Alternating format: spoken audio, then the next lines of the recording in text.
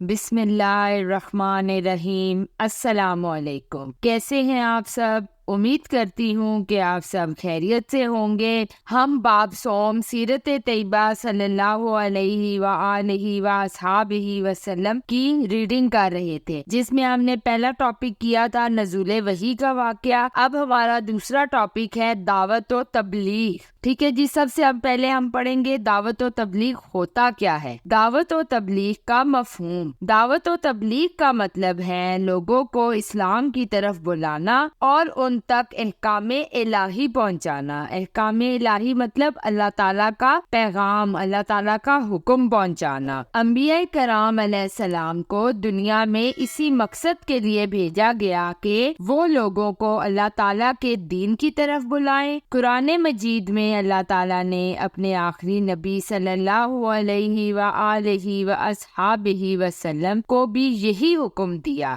جیسا کہ ارشاد ہے۔ ترجمہ: اے پیغمبر، جو ارشادات خدا کی طرف سے تم پر نازل ہوئے ہیں سب لوگوں کو پہنچا دو۔ یہ سورۃ المائدہ کی آیت نمبر 67 کا ترجمہ ہے۔ ٹھیک ہے جی، نبی اکرم صلی اللہ علیہ وآلہ وصحابہ وسلم نے اس حکم پر پورا عمل کیا اور دعوت و تبلیغ کا حق ادا کر دیا۔ پہلی وحی کے نزول کے کچھ عرصہ بعد آپ صلی اللہ علیہ وآلہ وصحابہ وسلم پر دوسری وحی نازل ہوئی۔ دوسری وحی کے بعد آپ صلی اللہ علیہ وآلہ وصحابہ وسلم نے لوگوں کو اسلام کی طرف بلانا شروع کر دیا۔ ابتدا میں جن لوگوں نے آپ صلی اللہ علیہ وآلہ وصحابہ وسلم کی دعوت کو قبول کیا، ان کے نام درج ذیل ہیں: حضرت ختیجہ رضی اللہ عنہا، حضرت ابو بکر صدیق رضی اللہ عنہ، حضرت زید بن حارث رضی اللہ عنہ، حضرت علی رضی اللہ عنہ۔ ٹھیک ہے جی، اب یہاں پہ باکس کے اندر مزید جانیے۔ ادھر لکھا بتایا گیا ہمیں دوسری وحی میں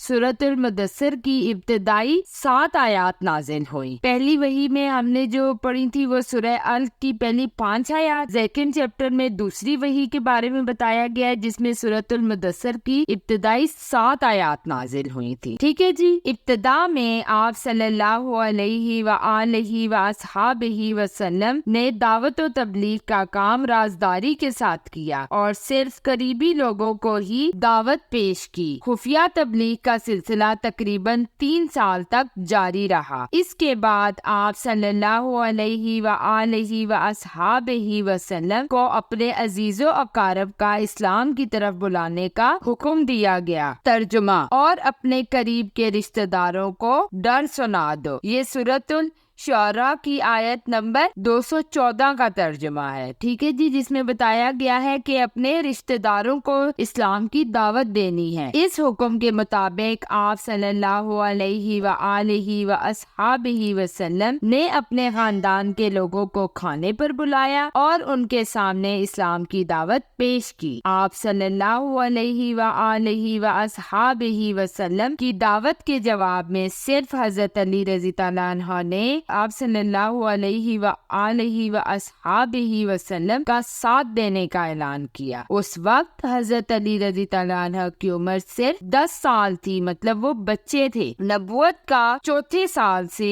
نبی کریم صلی اللہ علیہ وآلہ وصحابہ وسلم نے کھلا اسلام کی تبلیغ شروع کر دی۔ دعوت و تبلیغ کے سلسلے میں آپ صلی اللہ علیہ وآلہ وصحابہ وسلم کو بے شمار تکلیف برداشت کرنا پڑی۔ کافروں نے آپ صلی اللہ علیہ وآلہ وصحابہ وسلم کو اسلام کی دعوت سے روکنے کے لیے ایڑی چوٹی کا زور لگا دیا، مطلب ہر طریقہ انہوں نے آزمایا۔ آپ صلی اللہ علیہ وآلہ وصحابہ وسلم کے چچا حضرت ابو طالب نے ہمیشہ آپ صلی اللہ علیہ وآلہ وصحابہ وسلم کا ساتھ دیا اور ہر طرح آپ صلی اللہ علیہ وآلہ و اصحابہ وسلم کی مدد کی۔ صحابہ کرام رضی اللہ عنہ کو اسلام قبول کرنے کی وجہ سے بہت سی تکالیف کا سامنا کرنا پڑا۔ پھر یہاں باکس میں ہمیں بتایا گیا ہے، مزید جانیے۔ خاندان کے لوگوں کو اسلام کی تبلیغ کے لیے کھانے پر بلانے کو دعوت